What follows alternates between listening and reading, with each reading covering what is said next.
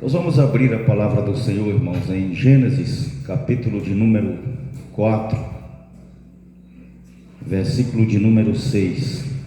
Gênesis, capítulo de número 4, versículo de número 6. Glória a Deus. Quem está aqui, diga amém. Glória a Deus. Gênesis capítulo de número 4, versículo de número 6. Todos encontraram? Nos diz o seguinte: então disse-lhe o Senhor: por que te irastes? Por que descaiu o teu semblante? Se procederes bem, não serás aceito, e se não procederes bem, o pecado jaz à porta, querendo conquistar-te, mas sobre ele deves dominar. Amém. Os irmãos podem tomar assento. Eu peço atenção de todos neste momento. Irmãos, para ganharmos tempo, nós queremos dizer para os irmãos que estamos festejando hoje, fazendo uma homenagem às mães. Hoje é o Dia das Mães. E logo depois da mensagem nós estaremos passando a oportunidade para que as mães sejam homenageadas. Porém, o culto é do Senhor. O culto é de Deus. E nós viemos aqui para cultuar a Deus. Não viemos para cultuar as mães, não viemos para cultuar os pais, nem tampouco os irmãos ou o pastor, mas viemos cultuar a Deus. Agora, depois é que nós vamos fazer uma homenagem às mães. Irmãos, mas preste bem atenção agora, porque eu trago uma revelação para você esta noite. Não uma revelação barata, mas uma revelação cara. Uma revelação que me custou para mim muitas indagações, muitas pesquisas, muitas perguntas sem encontrar resposta. Abri muitas enciclopédias, pesquisei muitos livros bíblicos, ouvi muitos homens de Deus ministrarem sobre a vida de Caim e Abel, mas nada me satisfez a indagação que continuava comigo até que do céu me fosse revelada. Neste trecho que nós lemos, preste bem atenção, redobre a sua atenção e aprenda nesta noite mais uma vez. A Bíblia diz que a cabo de dias, quer dizer, em uma determinada época da história adâmica, Caim e Abel resolveram trazer uma oferta ao Senhor.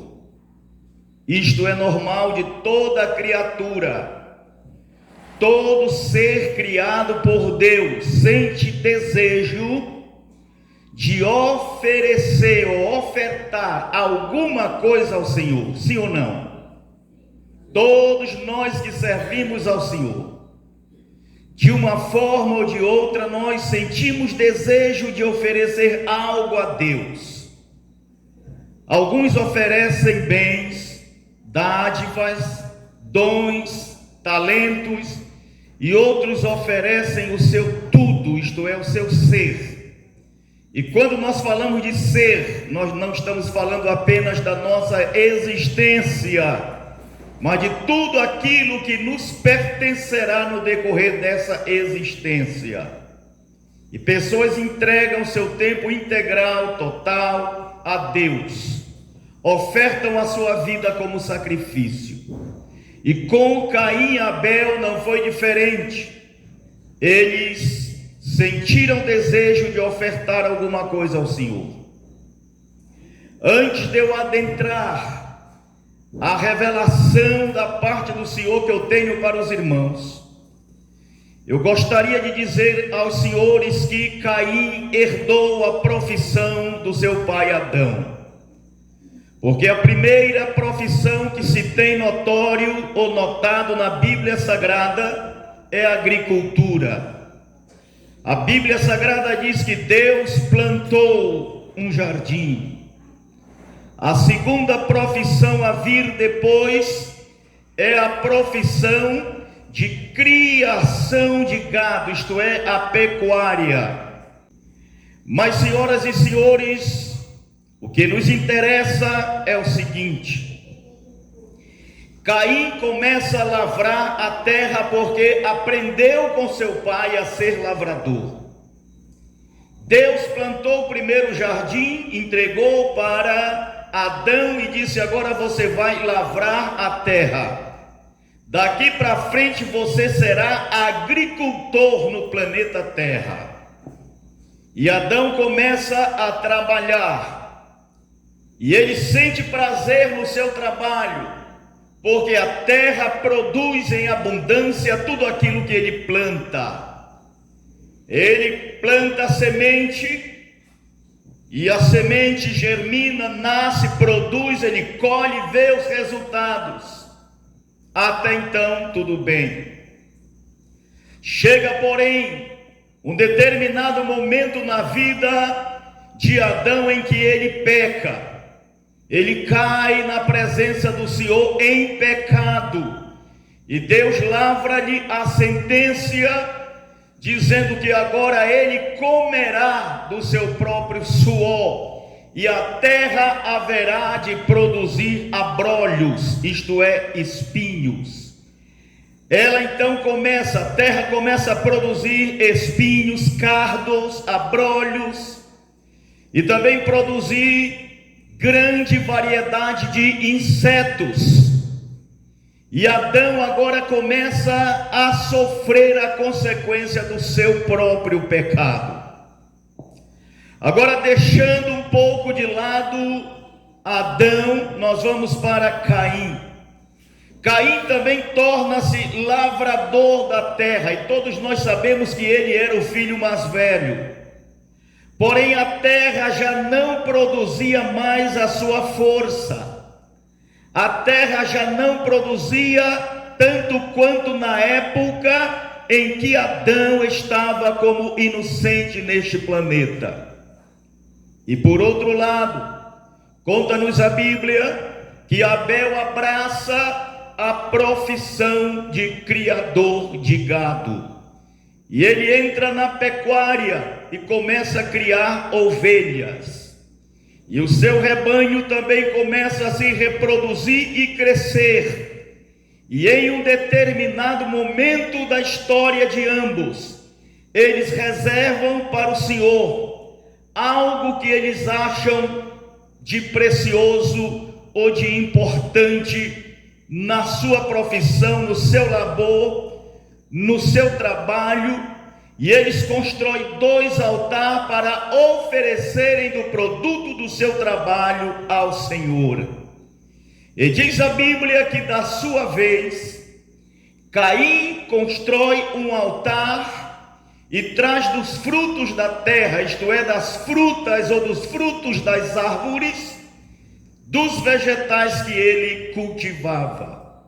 E agora sobre aquele altar ele deposita todas as frutas que o seu pomar, que a sua lavoura estava produzindo.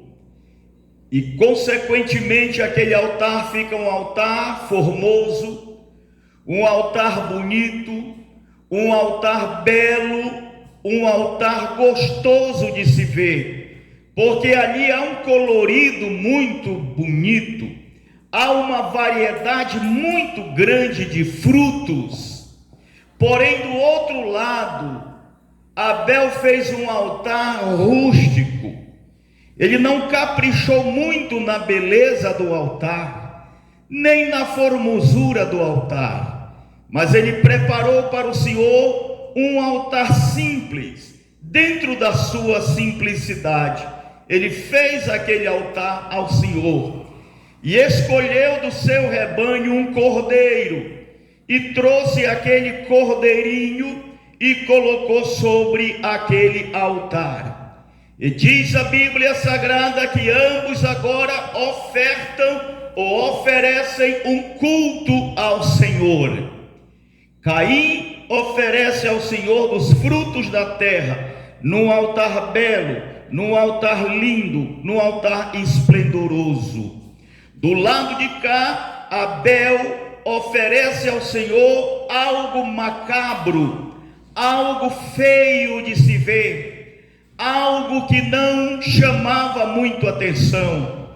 E eu gostaria de conjecturar com os irmãos nesta noite, lógico, claro e evidente, que se ao chegarmos aqui, houvesse ali uma mesa com toda a variedade de frutos agradáveis para se comer, e do lado dali um cordeiro degolado, ensanguentado, nós jamais iríamos para o lado do cordeiro, sim ou não? Mas iríamos para o lado das frutas. Não iríamos tirar nenhuma fotografia com aquele cordeiro degolado, mas todos gostariam de tirar uma foto com aquela mesa ornamentada e cheia de todos os frutos deliciosos. Foi isto que aconteceu. Agora o Senhor Deus desce da sua altitude de glória para receber-lhes a oferta, para receber-lhes o culto. E diz a Bíblia Sagrada que então Deus volta-se para o altar de Abel, aquele altar macabro, aquele altar feio, aonde haviam pedras brutas e rústicas, e sobre elas um cordeiro degolado, e sangue ainda pingando, porque o cordeiro havia sido degolado naquele momento. E o Senhor abandona o altar de frutas e vai para o altar do cordeiro. E diz a Bíblia que Deus se agrada do altar do cordeiro, Deus se agrada do altar de Abel, e não se agrada do altar de Caim. E Deus então, manifestando o seu agrado, manifestando a sua satisfação, o seu apreço, o seu carinho, a sua atenção para com o altar de Abel e a sua rejeição ao altar de Caim, diz-nos a Bíblia que Caim ficou muito aborrecido e fechou o seu semblante. E então nós vamos adentrar na revelação de Deus, porque quando Deus percebe que Caim está angustiado, e está encolerizado, está enraivecido, está bravo, está, quem sabe, até revoltado contra Deus, porque Deus não aceitou o seu presente, o seu altar, e está com um certo ciúme, com uma certa revolta contra o seu irmão Abel. Então Deus entra em cena, e vendo a situação de Caim, o semblante de Caim, o comportamento de Caim, nós vemos o Senhor falando no capítulo 4, versículo 6. Então lhe disse o Senhor: porque tirastes e porque descaiu o teu semblante? Se procederes bem, não serás aceito, e se não procederes bem, o pecado jaz à porta. Porém, convém dominá-lo. Irmãos, o que eu me perguntei e indaguei diversas vezes foi o seguinte: em que Caim não procedeu bem? Se Caim era lavrador, ele teria que trazer dos frutos da lavoura. Se Abel era criador de gado, ele deveria trazer da sua criação de gado uma oferta ao Senhor. Então, em que Caim não procedeu bem? Será que Caim não trouxe aquela oferta de coração? Será que ele não trouxe voluntariamente? Eu acredito que sim, ele trouxe voluntariamente. Ninguém obrigou Caim a trazer aquela oferta, como também ninguém obrigou Abel. Então por que Caim procedeu mal aos olhos de Deus? Sempre me perguntei isto, senhoras e senhores. Qual seria o procedimento de Caim que desagradou a Deus? Haja visto que no planeta Terra, de acordo com o texto, havia apenas uma família até então de 4 membros, de 4 pessoas, a saber, o pai, a mãe e 2 filhos, o mais novo e o mais velho, Adão, Eva, Abel e Caim. Caim não andava nas baladas, porque não haviam baladas naquele tempo. Caim não era viciado em cocaína, porque não havia vício de cocaína naquele tempo. Caim não andava nas casas de prostituição, porque isso não havia nessa época. Caim não andava frequentando os bares da vida, porque isso não havia nessa época. Caim não era viciado na jogatina, porque isso não havia nessa época. Caim não era viciado no tabagismo, no alcoolismo ou coisa parecida, porque isso não havia nessa época. Caim não vivia enfronhado com más companhias, com homens perversos, porque não haviam homens perversos ainda sobre a terra. Não haviam más companhias sobre o planeta Terra. Haja visto que o texto nos revela que existiam apenas 4 pessoas: Adão, Eva, Caim e Abel, até o presente momento. Aí perguntava-me sempre, qual o procedimento de Caim que Deus não se agradou para receber-lhe a oferta? E em que Abel procedeu bem para que o Senhor recebesse de suas mãos a oferta?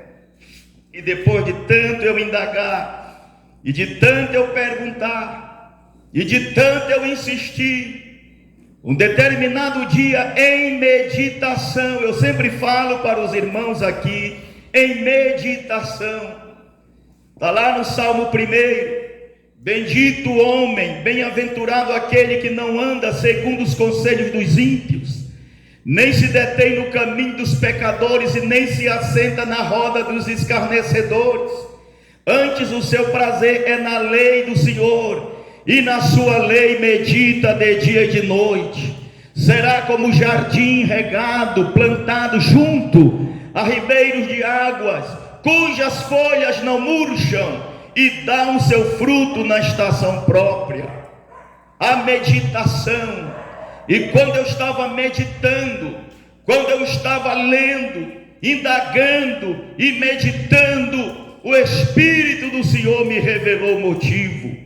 Acontece, senhoras e senhores, que o Senhor nosso Deus, Ele detesta pessoas que ficam olhando para o passado, pessoas que ficam olhando para trás. Águas passadas não movem moinho. O culto passado não nos interessa mais, já ficou no passado. A pregação passada já ficou no passado. Se caiu na boa terra do nosso coração, vai produzir. Mas o que interessa para o Senhor nosso Deus é o que está acontecendo agora e aquilo que vai acontecer amanhã. Quantos podem glorificar o seu santo e maravilhoso nome? Talvez você ainda não tenha entendido, porque eu também não tinha entendido até que o Senhor me revelou. Louvado seja o nome do Senhor. Quando Caim vem oferecer aquele sacrifício ao Senhor, Caim está trazendo à presença de Deus a lembrança do passado, a lembrança das coisas passadas. Era como se Caim estivesse dizendo assim para o Senhor: olha, Senhor, eu me tornei lavrador igual meu pai. Meu pai lavrou a terra, meu pai trabalhou no jardim, meu pai cuidou de um jardim que o Senhor plantou, e esse jardim começou a produzir frutos, e esse jardim foi o elemento da queda do meu pai. Foi por causa deste jardim que o Senhor fez que meu pai pecou. Foi por causa desse jardim que o Senhor plantou, que o meu pai comeu de uma das frutas daquele jardim e caiu em pecado, e a terra começou a produzir espinhos, cardos e abrolhos. E olha aqui as minhas mãos calejadas, a minha pele queimada do sol. Tudo isto por causa do jardim que o Senhor fez para os nossos pais. Porque quando nós lemos acerca da tradição, da história de Caim, nós vemos que ele carregava uma revolta por causa do pecado do seu pai. Ele, em certos momentos da sua trajetória, ele culpou diversas vezes o seu pai por ter pecado, para que agora ele estivesse carregando a consequência do pecado do seu pai. Louvado seja o nome do Senhor. Então Caim está voltando ao passado, Caim está mostrando a queda, Caim está relembrando o momento em que seu pai caiu. Ele está mostrando os frutos, ele está mostrando elementos do jardim, onde Adão caiu, onde Adão foi tentado. Quer dizer, ele está trazendo apenas coisa do passado, irmãos, e coisas do passado não nos interessam mais. O que nós fizemos no passado, o sangue de Jesus Cristo já nos lavou. O que nós fizemos no passado, o sangue de Jesus Cristo já nos perdoou. O que aconteceu conosco no passado não conta mais. A pessoa pode ter sido o pior criminoso no passado, hoje ele é uma nova criatura, porque ele aceitou a Jesus como Salvador. Ele recebeu o Cordeiro de Deus que tira o pecado do mundo, e hoje ele tem os seus pecados perdoados. Se eu fosse você, glorificava a Deus por isso.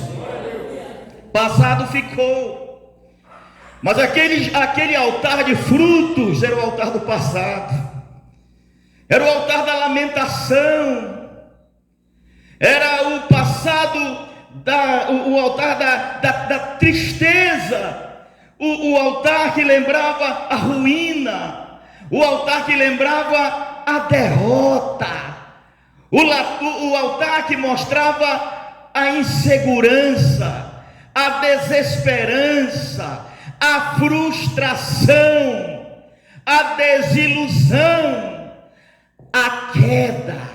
Ele trouxe para o Senhor elementos do jardim, aonde o próprio diabo entrou, aonde o diabo cirandou, onde o diabo passeou, onde o diabo dialogou com o homem, aonde o diabo tentou o homem, e através de um fruto daquele jardim, o homem caiu em tentação. Este era o altar que Caim estava representando diante do Senhor, apresentando ao Senhor um altar do passado, irmãos, um altar de lamentação. Não fique lamentando o passado, não fique amarrado no passado. O que você fez há 2 horas atrás, para Deus não interessa mais, se você deixar de fazer a partir de agora. Louvado seja o nome do Senhor. As coisas velhas deixe para trás e olhe para a frente. Aleluia. Altar que não agradou ao Senhor, porque Caim trouxe para o Senhor o altar da lembrança das coisas velhas. Mas Deus se agradou do altar de Caim, de Abel. Aliás, sabe por quê, irmãos? Porque Abel foi inteligente. Ele trouxe a lembrança das coisas do futuro. Louvado seja o nome de nosso Senhor e Salvador Jesus Cristo. O altar de Abel era o altar da solução. O altar de Abel indicava já o Cordeiro de Deus que tira o pecado do mundo. Enquanto Caim estava olhando para trás, para a desesperança, para a desilusão, para as coisas que haviam ficado para trás, Abel estava olhando para a frente, estava olhando adiante e dizendo: o Cordeiro de Deus vai vir, ele vai descer. O Senhor fez uma promessa, minha mãe, dizendo: da tua semente nascerá um que esmagará a cabeça da serpente. O Cordeiro de Deus vai vir, o Cordeiro de Deus vai vir, nós seremos renovados, nós seremos restaurados. Levante a mão comigo para o céu e diga: o Cordeiro de Deus vai vir, o Cordeiro de Deus vai vir. As nações da terra estão sem esperança, as nações da terra estão olhando para os governos passados, as nações da terra não estão olhando para a frente. Parece que há uma cortina de fumaça diante de nós e nós não vemos saída na tangente direita nem esquerda, nem para a retaguarda, nem para diante de nós. Mas uma coisa a igreja sabe: o Cordeiro vem aí. E por fim, disse o patriarca Jó, ele se levantará sobre os moradores da terra e regerá as nações com vara de ferro, mas a sua igreja já estará segura com ele. O Cordeiro vem aí. Levante a mão e glorifique o nome do Senhor. Você está com problema? O Cordeiro vem aí para resolver nessa noite. Você está enfermo? O Cordeiro vem aí para te curar. Você está enfrentando dificuldades? O Cordeiro vem aí para te ajudar a vencer. Louvado seja o nome do Senhor. Abel apontou para as coisas futuras. Não chamava atenção, irmãos. Não chamava atenção. Olhar para as coisas futuras parece que não chama atenção. Para muita gente o arrebatamento da igreja perdeu a graça. Quando se falava do arrebatamento da igreja, crente rodopiava, crente chorava, crente falava em língua estranha, crente só faltava subir antes da hora. Hoje a gente fala de arrebatamento, fica todo mundo apático, parece que é um conto de fada. Sim ou não? Estamos vivendo numa época final, derradeira da igreja na face da terra, quando está sendo muito difícil olhar para o futuro. A maioria dos crentes hoje são crentes imediatistas, querem só ver as coisas que acontecem no presente, ficam com saudade daquelas boas que aconteceram no passado e revoltadas com aquelas que ficaram para trás. Olhamos muitas vezes para trás e dizemos: meu Deus, como eu era crente, como eu acreditava mais em Deus, como eu era mais fiel, como eu era mais fervoroso, como eu era mais autêntico. Aí estamos sempre relembrando as coisas boas do passado.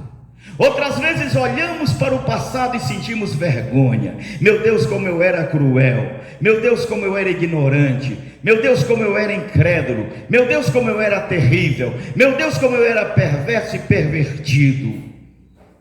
Quando nós olhamos para o passado, nós estamos ressuscitando coisas que já morreram. Quando nós olhamos para o passado, nós estamos cavando sepulturas e desenterrando defuntos. A única coisa que nós devemos olhar para o passado, mas ao mesmo tempo está no presente e reflete no futuro, é o sacrifício que Jesus Cristo realizou por nós há 2000 anos atrás. Tem a mesma validade hoje e terá a mesma validade de geração em geração. Louvado seja o nome do Senhor. Mas tudo demais que aconteceu no passado não vai levar a igreja para frente, mas o que está acontecendo no presente haverá de projetar o seu futuro. Quantos estão sentindo a presença de Jesus aqui hoje? Quantos estão confiando que Jesus vai te abençoar hoje? A bênção que Deus vai te dar hoje vai refletir na tua vitória amanhã. A bênção que Jesus te dá hoje, nesta noite, meu irmão e minha irmã, vai refletir na salvação da tua casa, na salvação da tua família. Amanhã, o que aconteceu com a tua filha, com teu filho, com teu neto, com teu bisneto no passado, não lembre mais. Clame por Jesus Cristo, peça para Ele passar a esponja do seu sangue na tua mente, e não lembre, porque isso já faz parte do passado. Olhe para o futuro, olhe para a frente, porque Jesus não está atrás de nós, Ele está adiante. Aquele que quiser vir após mim, negue-se a si mesmo, tome cada dia a sua cruz e siga-me, significa que Ele está indo adiante e nós estamos seguindo a Ele, olhando para frente. Quando nós olhamos para trás, nós só vemos as obras de Satanás. Satanás é o único ser que gosta de olhar para trás. Satanás não pode olhar para o futuro. Satanás é um ser que só tem prazer em olhar para o passado. Satanás odeia olhar para o futuro, mas ele ama olhar para o passado. Sabe por quê? Porque ele teve um passado de glória. E quando ele olha para o passado, ele se lembra quem ele era: querubim ungido, portador da glória de Deus, possuidor das riquezas da terra, coordenador das cortes celestiais, o homem que fazia as medições, as aferições de medida, segundo a Bíblia Sagrada. Ele era tão perfeito que Deus o considerou como sinete da perfeição. Ele servia como se fosse o imetro de Deus. Tudo aquilo que o Senhor Deus fazia ou criava, trazia para ele aferir, e ele aferia as medidas e dizia: está perfeito, e sempre glorificava a Deus e exaltava o nome do Senhor. Até que um dia Deus, esquadrinhando o coração dele, não encontrou mais fidelidade, mas encontrou o pecado. Então ele foi destronado. Mas quando ele olha para o passado, ele vê essa glória que ele tinha, e ele até se acha o bambambam, ele até se acha o cara, porque ele tinha glória, ele tinha poder,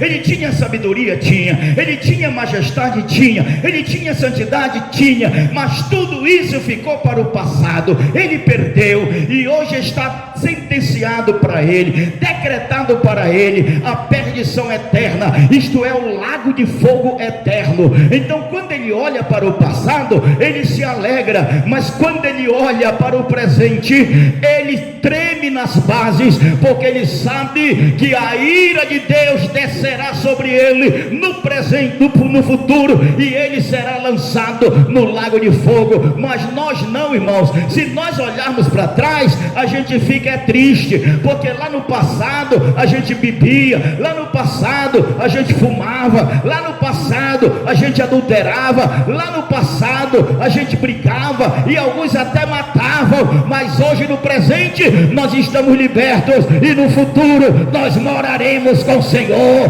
de eternidade em eternidade. Então aqui está a diferença entre o altar de Abel e o altar de Caim. Caim não procedeu bem, porque não trouxe para o altar a esperança da redenção, mas trouxe a lembrança da queda, trouxe a lembrança da ruína. Mas Abel, pelo seu instinto santo, humilde, manso como ele era, trouxe para o seu altar a esperança de Israel, a esperança da igreja. Imolou o primeiro cordeiro da história, simbolizando já o cordeiro de Deus que tira o pecado do mundo. E Deus se agradou disso, porque Abel olhava para o futuro. Abel esperava o Redentor, Abel esperava o Senhor, Abel esperava a redenção. E Caim vivia aborrecido por causa do passado. Vamos ficar de pé, irmãos, em nome de Jesus. Você recebeu a revelação de Deus? Caim vivia aborrecido por causa do passado. No passado não era assim. No passado o sol não era tão quente. No passado não tinha formiga. No passado não tinha maribondo para ferroar a gente na roça. No passado a gente plantava e a terra produzia muito. Eu já vi pessoas se lamentando do passado, dizendo: no passado eu tinha 2 carros,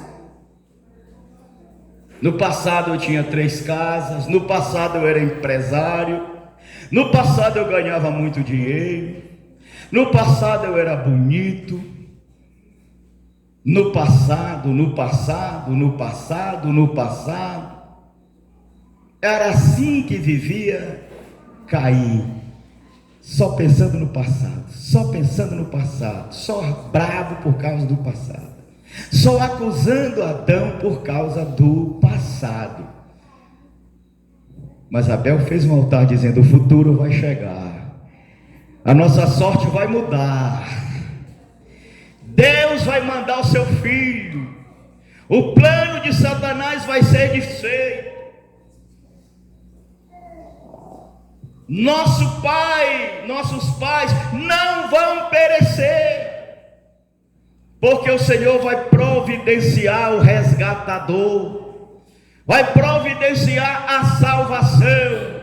Abel vislumbrava um futuro de glória, e é isto que eu quero que você faça nesta noite: vislumbre um futuro de glória. Glória a Deus. Aleluia. Tem muita gente dizendo por aí que nosso país vai virar Venezuela. Tem muita gente dizendo por aí que nós vamos ter que ir embora desse país. Eu enterro isso nesta noite em nome de Jesus Cristo e profetizo com os olhos abertos que Deus vai honrar esta nação. A nossa nação tem prata, a nossa nação tem ouro, a nossa nação tem a maior biodiversidade do planeta.